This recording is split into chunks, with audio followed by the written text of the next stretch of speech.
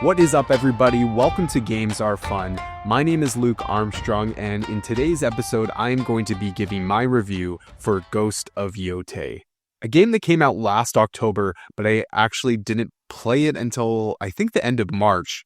It went on its first sale on the PlayStation Store, and I took advantage, picked it up, and I actually got the Platinum a few days ago, so I figured it would make sense to review this for the podcast. I was a big fan of Ghost of Tsushima, and I couldn't wait to get my hands on Ghost of Yotei because I knew I would enjoy a lot of it. Now, I have a lot of things to say about the game, both good, some bad. There's going to be a lot of comparison to Ghost of Tsushima, and I can't wait to jump into it. Ghost of Yotei came out on October 2nd, 2025. Of course, it was developed by Sucker Punch Productions, first-party Sony Interactive Entertainment studio. And this was the follow-up to Ghost of Tsushima that came out on the PlayStation 4, a game that I played, got the Platinum Trophy, and absolutely loved it. It was a game I don't think we ever formally reviewed on the original run of Games Are Fun, but I do believe there is an Impressions episode where me and Adam talk about it before we had completed the game. I think there's probably some mentions of what my thoughts were after I completed the game, because I remember looking back on this game over the years and just thinking about how much I love Ghost of Tsushima and the game's narrative, combat, art style, how it has moments of kind of like meditation in terms of exploring the world and some of the side quests and kind of checklist things you can do around the map. I really enjoyed that whole experience. And so going into Ghost of Yotei, I knew I was going to already enjoy it because it was just going to be more of the same. Now, is more of the same a good thing? There were moments where I did ask myself that, and I'll get into that a little bit later. But what I really wanted to start off with is talking a little bit about Ghost of Tsushima, because Ghost of Yotei at its core is very similar in gameplay and artistic direction, and it also shares a lot of those same ups and downs with the story and the narrative of the game. And I really loved all of that in Ghost of Tsushima, and so Ghost of Yotei was just an easy, guaranteed win for me. I think one of the biggest things that resonated with me with Ghost of Tsushima is the narrative's kind of big theatrical moments. Those moments for Jin Sakai had me really glued to my screen and just wanted me to push further into the story to kind of see what happened. And I really liked how they told that story through the world exploration. You came across tasks and side missions in the world naturally. They also really blended those missions, such as Fox Dens or Shrine Quests, in a way that helped tell the story besides just the main missions. It explained about the world that you're playing in and some of the history of Japan, whether it is dramatized or not. It really feels like you're watching this samurai movie. And as time went on, I would always look back at Ghost of Tsushima as this game that really captivated me on just so many different levels. It's like art style, check. Gameplay, check. Combat systems, check. Narrative, check. I know that a lot of people's complaints with that game is it can have a little bit of that open world bloat. You had these kind of checklist items that you have to do that do feel repetitive if you're wanting to complete them all. But for me, that experience was very therapeutic in a sense of I just love the landscapes and environments in the game. The art style is incredible. The different seasons, it almost captures basically all 4 seasons, and living in those different environments at different points of the narrative mixed in with that. Like you're at different emotional levels with Jin Sakai, and I just really liked those moments of, you know, hitting up a hot spring and just sitting in it and chilling. And following a fox and, checking off an altar or something like that. It does feel like a lot of busy work, but I think that's kind of not the point. It's just to kind of live in the world and kind of stay there and experience that. Because even after I platinumed both this game and Ghost of Yotei, I really had no problem just continuing to explore the world and exist in the environments because they're that captivating for me personally. So, moving on to Ghost of Yotei, I think the place I want to start first is just talking a bit about the game's narrative. You're following Atsu and her quest for revenge on the Yotei Six, who are led by Lord Saito and his lieutenants. And basically, they killed your family when you were a young child, and you've come back to hunt them down. That is essentially the story for this game. It differs from Ghost of Tsushima, but it did feel familiar of another first-party PlayStation game of this story of revenge, aka Last of Us Part 2. Now, those games are very different from each other, but I did want to point out this kind of story of revenge. We have seen it before, and obviously Last of Us Part 2 isn't the first one to try that story out, but Ghost of Yotei had narrative moments that really made me feel like I knew exactly what was coming because I've seen this story of revenge before. And part of me was okay with that because sometimes you love a story that has been told before. I think we're kind of used to that in today's media, whether it's movies, TV shows, video games. We are at a point where certain stories are recycled, but sometimes we like that. It's like that, popcorn flick where you're just not really too emotionally invested into the moments, but you're just along for the ride, and it feels comforting to kind of be on that ride. And I think Ghost of Yotei kind of replicates that for me. There were definitely moments of Ghost of Tsushima that had me high and low, and I think Jin as a character, I really liked seeing his struggle between, dishonoring his family and kind of having this struggle in terms of adapting to like a new combat style and not honoring the code of the samurai. And then, yeah, that struggle was something that I really enjoyed seeing the arc of the character. And I feel like with Atsu, her arc really doesn't happen until the later half of the game. And there were moments with Atsu where I knew she was on this story of revenge, but she just didn't really feel like there was a lot of emotional depth in certain moments. Now, there are definitely scenes, without giving away spoilers, that I felt like they upped the ante and it kind of brought me back in again. But I don't think I had quite the emotional investment into this game's narrative as I did the first game. That being said, I think it was really well paced compared to the first game. After you kill one of the first Yotei members in the prologue, I'm not going to give that much more spoilers aside from that, but after you are kind of set off, you basically have the option of going after two members, and you can go one way or you can go the other way.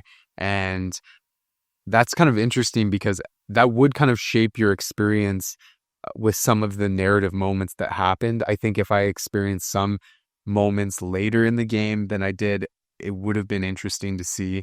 That being said, I still liked my preferred path in exploring the world. And yeah, this game's narrative is really exciting in the last, 5 hours.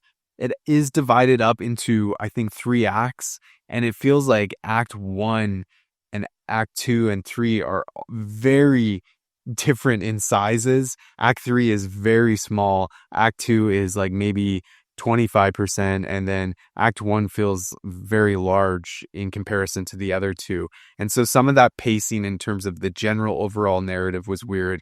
That being said, I did spend a lot of time in between completing all the side quests and missions because I was ultimately going for the Platinum Trophy, and I just wanted to make sure that I did everything there was to do on the map. So when I unlocked a new area, I would often explore all the side missions before advancing in the game's narrative. So that narrative experience would have maybe felt a little bit different compared to someone who was maybe hitting those narrative moments at a more natural pace.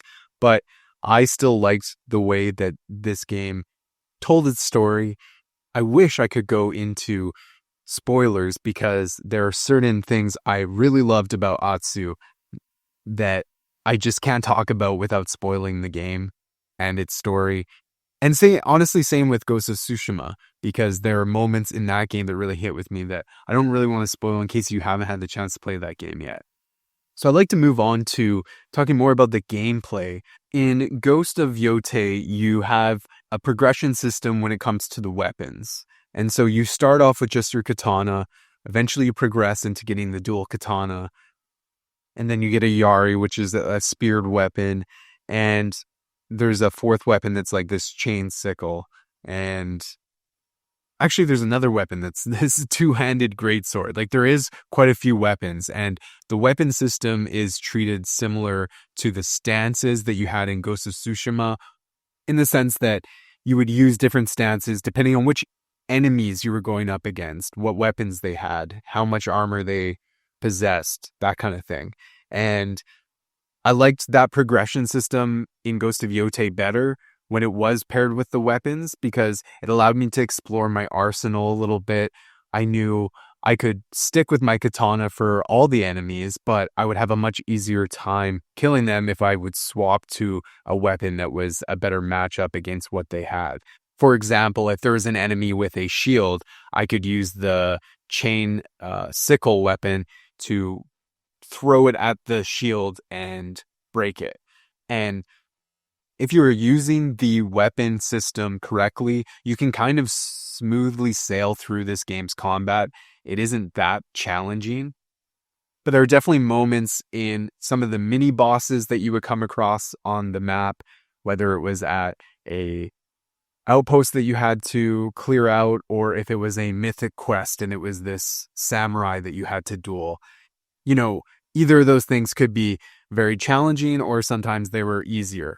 I found that probably within 10 hours, I had a handle on the game's combat again, because it is very similar to Ghost of Tsushima. And I remember that happening when I played that game originally, where once the combat clicks, you can really destroy your enemies in this game in a way that is very cinematic to watch.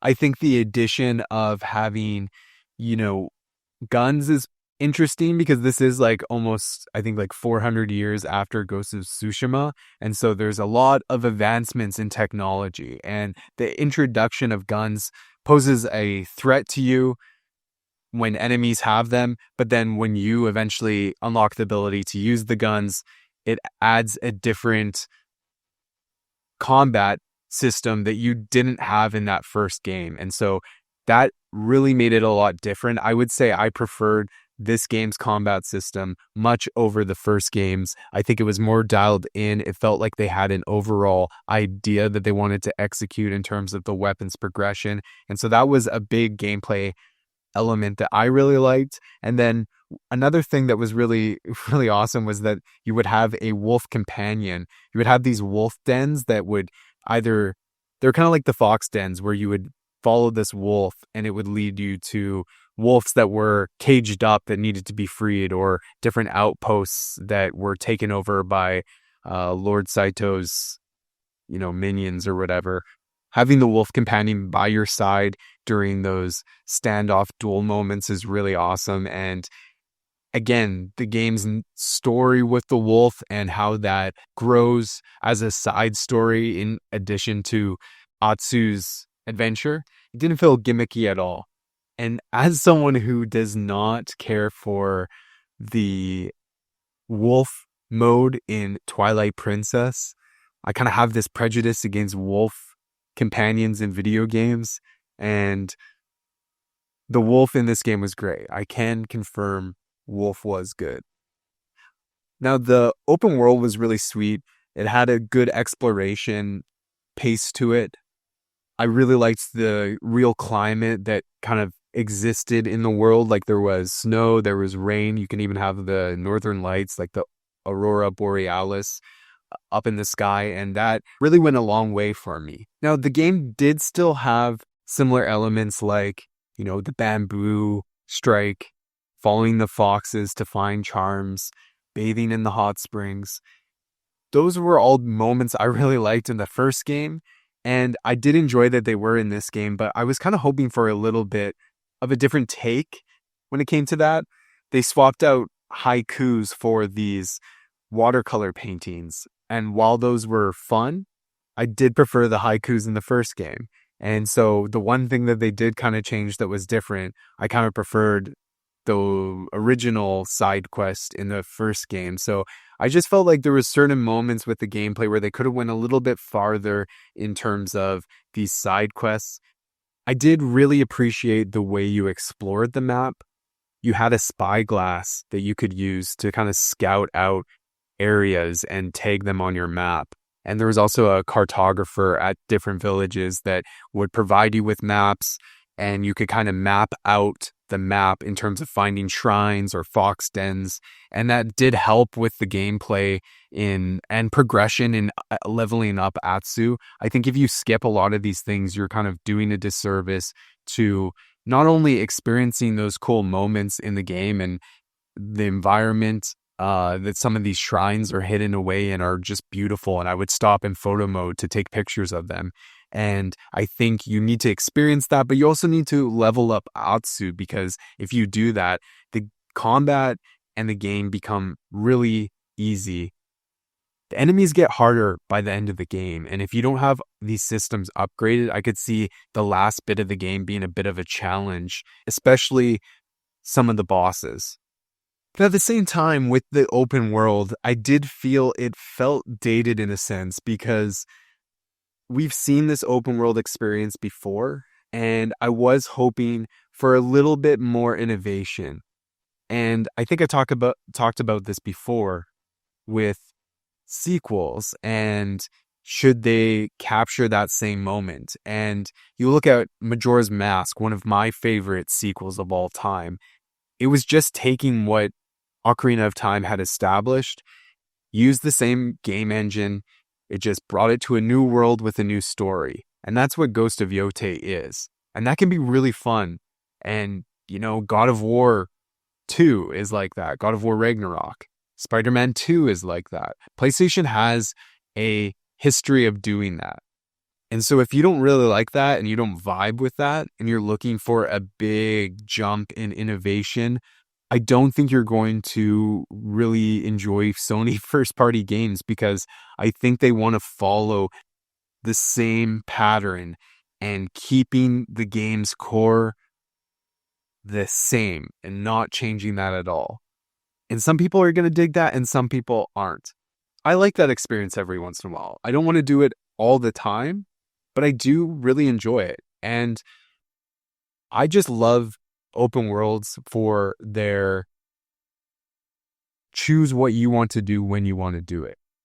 When a game is very linear in narrative, I have a hard time if I'm not engaged in the game's story or world or gameplay or combat systems. If I'm not jiving with those things and it's very linear, I'm probably going to bounce. But I've played games that don't have amazing narratives, maybe have some janky combat systems, but if they have this kind of world that I can choose and go and explore at my own pace, I really enjoy that. I think open world games have resonated with me from a young age all throughout my gaming history. And so a game like Ghost of Yotei is just going to be enjoyed a lot more by me than somebody who's maybe into, roguelites or farming simulators or something like that, right? I think in my mind, this game is objectively amazing, but to somebody else, it might not feel that way. And so I just wanted to state that, because that is something that I'm aware of that can happen with these types of games. I did want to stop and take a beat to talk about photo mode, because photo mode is something I enjoy I think only really in this game and maybe Death Stranding. There might be a few, oh, and Spider-Man, the first Spider-Man. Those are the games that I really enjoy playing and accessing the photo mode. And I would say Ghost of Tsushima, I had hundreds of photos that I would take. And this game was no different. Whenever I come across this amazing landscape or just the color palettes of this game are insane because you can go from one area that's like red, brown to the grasslands. They're more yellow and gold. And then you can go to a really treed area that's like very lush and green. And then there's a snowy area that's white. And there's you know, the ocean kind of surrounding the island. And so you also have these moments of blue that kind of contrast with like the yellow leaves. And I think the game's art style is just incredible. I also really like how the DualSense kind of has these moments. Some of them are lame, where you would have to like cook fish over a fire and, use your DualSense and kind of wiggle it around to cook the fish. And those were kind of gimmicky to me, but the wind kind of using it as a guiding path to your next quest. They had that in the first game. They had that in this game. And just the feedback through the microphone or through the speaker rather in the controller, I think is really cool. And those kinds of little touches add to the art style of this game. Like they're thinking about the art style, not just what you see on screen, but how can they integrate it with the controller and some of the features that the DualSense offers. And so I think that's kind of neat.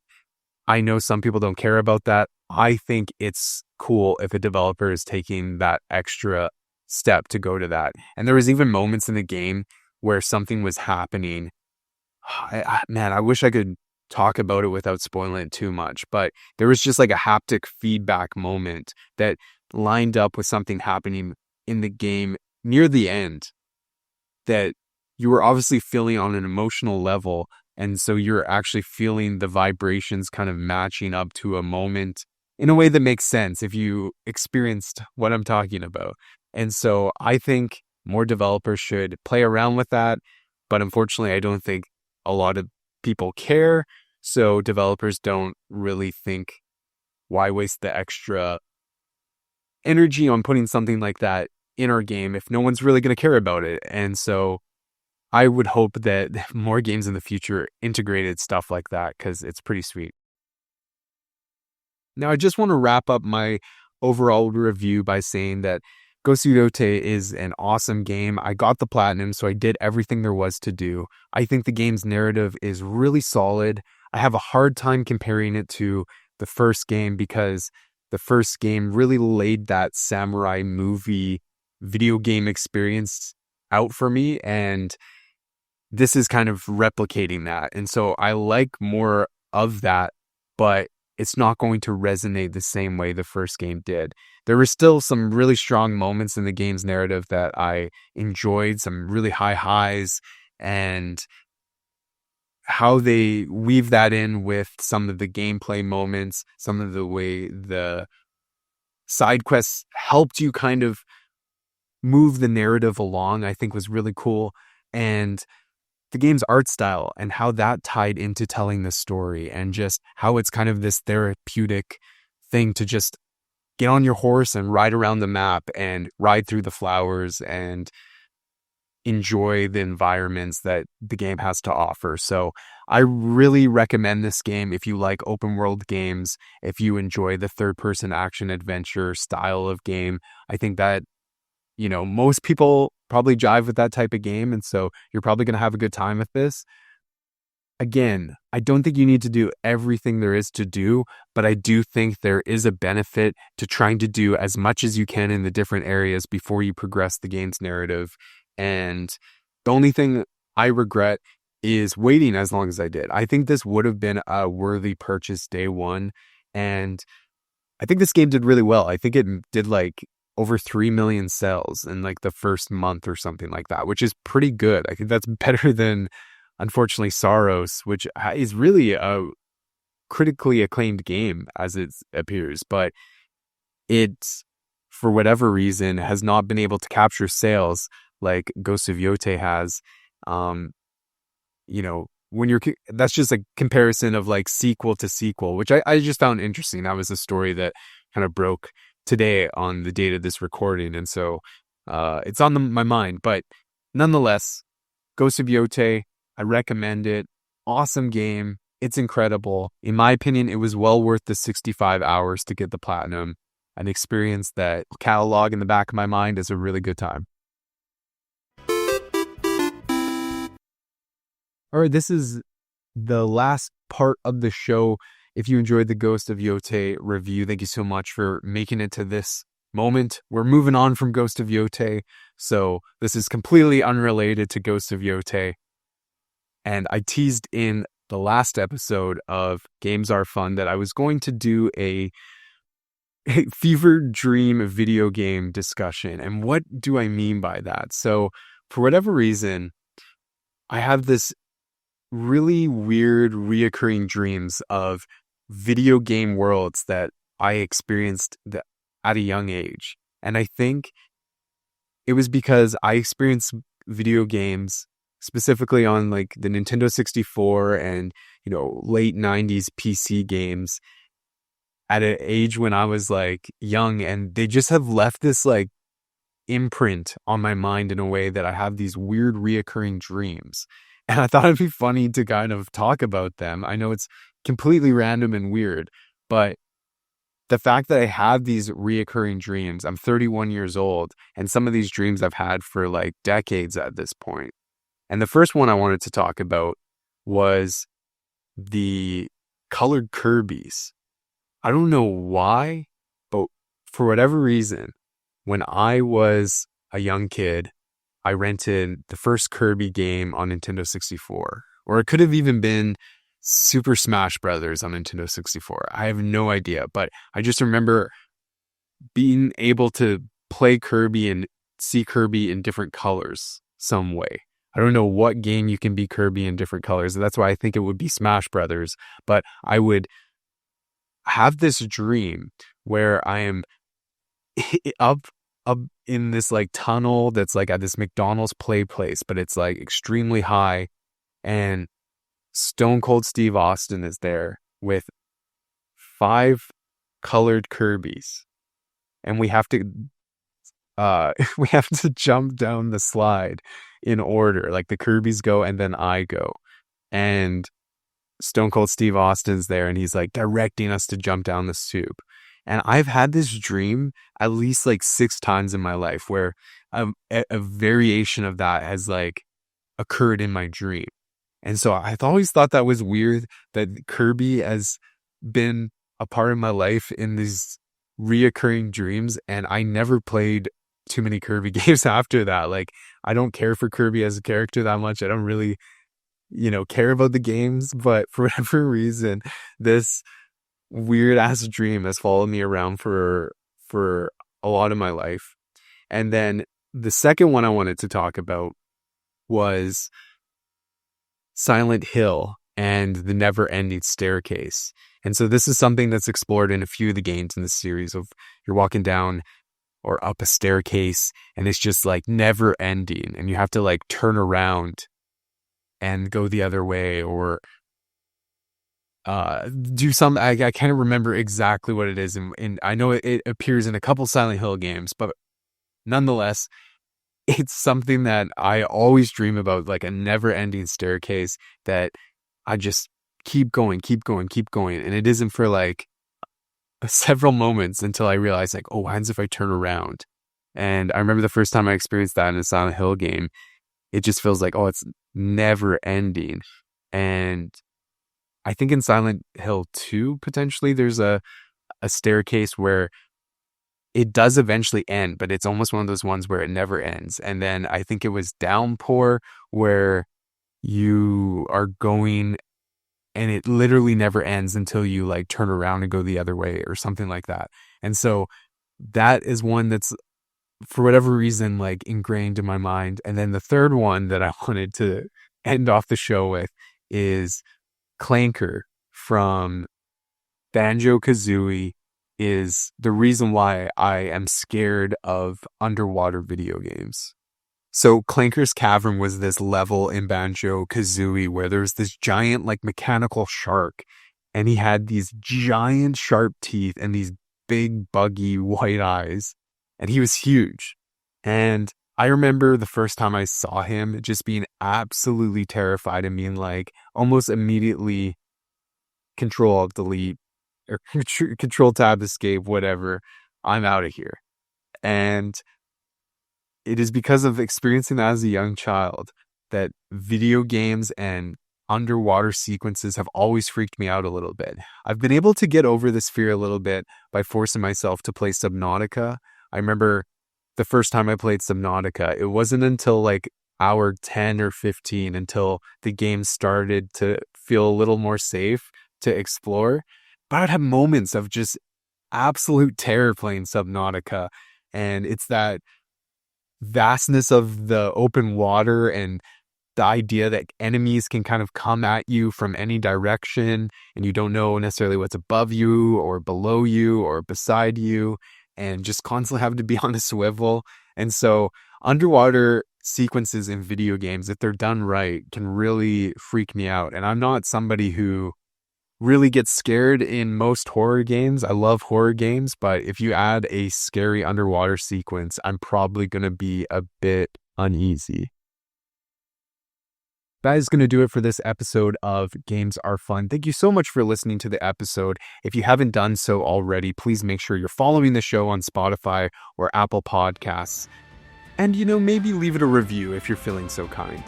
If you're listening to the show over on YouTube, make sure you subscribe so you can catch next week's episode of the podcast. Thank you for listening, and we'll talk to you next week.